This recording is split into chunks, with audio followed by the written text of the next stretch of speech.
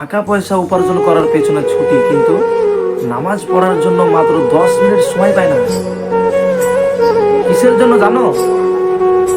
আল্লাহ রাসূল সাল্লাল্লাহু আলাইহি ওয়াসাল্লাম হাদিস পাকের মধ্যে বলেছে, আন নাজার সাহমুম মাসমুমুন মিন সিহাবি ইবলিস। আমরা হলাম ইবলিস শয়তানের চক্রান্তে পড়ে আছি। কেমন?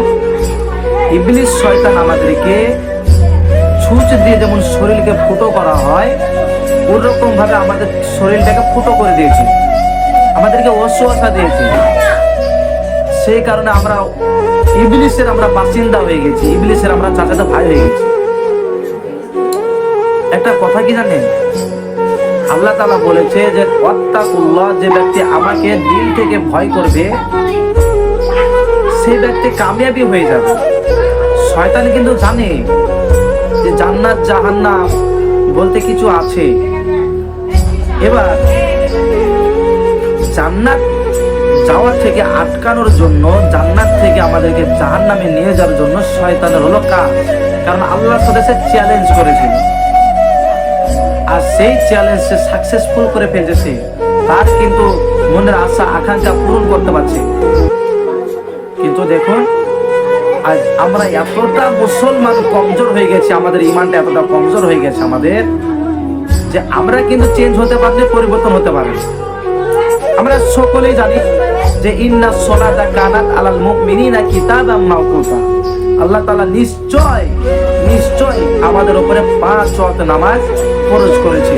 বাধ্যতামূলক আমাদেরকে কায়েম করতেই হবে। আমাদেরকে এটা আমার প্রতি ফরজ, কায়েম করতেই হবে। তাহলে আমাদের জন্য সাকসেস, কামিয়াবি ভালাই আছে আমাদের জন্য।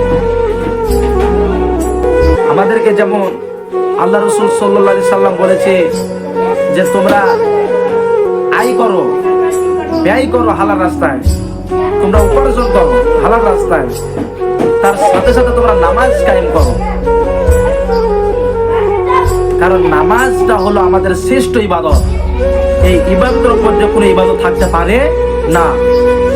দুনিয়াতে আল্লাহ তাআলা কুরআন শরীফের মধ্যে 114টি সূরা অবতীর্ণ করেছে। তার মধ্যে 114 নম্বর সূরা লাস্ট আয়াত 6666 নম্বর আয়াত আল্লাহ তাআলা কি বলছে? মিনাল জিন্নাতি ওয়ান নাস। শয়তান হলো 2 প্রকার, এক মানুষ শয়তান, 2 ইবলিস শয়তান। ইবলিস শয়তানের কাজটা হলো আমরা সহজ করে দিচ্ছি। কি সহজ কাজ? ইবলিস যে আমাদেরকে ওয়াসওয়াসা দিত খারাপ রাস্তায় নিয়ে আসার জন্য, আজ মানুষ আমরা ইবলিস শয়তান হয়ে গেছি।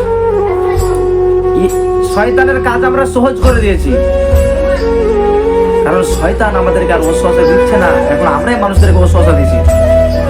আমি নিজে নামাজ পড়ি না, চায়ের দোকানে বসে আড্ডা মারি, গীবত করি, পরের নামে গীবত করি। এমনকি কেউ যদি নামাজ পড়তে যায় তাকে ধরে আমরা বসে তার সাথে গল্প করি, নামাজ পড়ার জন্য আদেশ করি না। তুমি ইবলিসের বড় ভাই হয়ে গেছো। আমাদের কর্তব্য হলো, আল্লাহ তাআলা নিজে মুখে বলেছে যে তোমরা 5 ওয়াক্ত নামাজ কায়েম করো।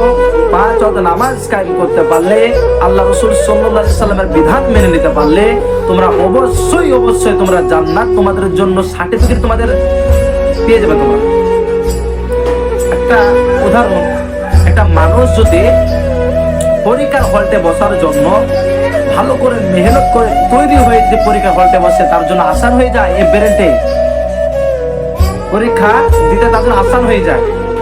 অনুরূপ আমরা যদি আল্লাহ তাআলার ইবাদত বান্দেগি করতে পারি, আমাদের জন্য আসান হয়ে যাবে কি? জান্নাত যাওয়ার জন্য। কারণ আমরা উপার্জন করেছি। উপার্জন না করলে যেমন টাকা পাওয়া যায় না, উপার্জন না করলে সেরকম তুমি জান্নাত যেতে পারবে না। ভাই মুসলমান, আমাদেরকে লজ্জা করা উচিত, শরম করা উচিত, আমাদেরকে আফসোস করা উচিত যে আমরা দুনিয়াটা করছি কিনা।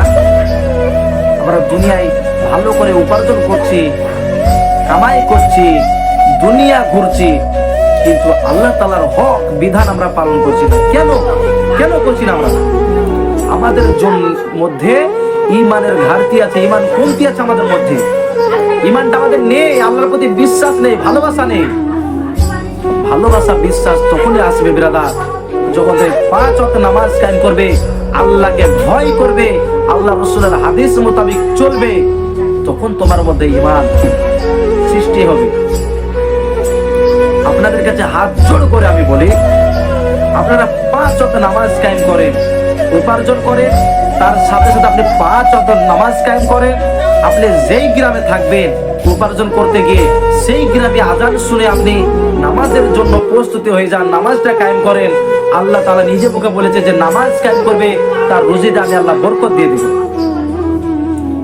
ভাই মুসলমান, আপনাদের কাছে হাত জোড় করে বলি, নামাজ পড়ুন, নামাজ কায়েম করুন, আল্লাহকে ভয় করুন, অবশ্যই আপনি জান্নাত পাবেন, অবশ্যই জান্নাত পাবেন, অবশ্যই জান্নাত পাবেন। আর আমরা সকলে জান্নাত চাই ইনশাআল্লাহ। আল্লাহ তাআলা আমাদেরকে কবুল করুন, আমিন।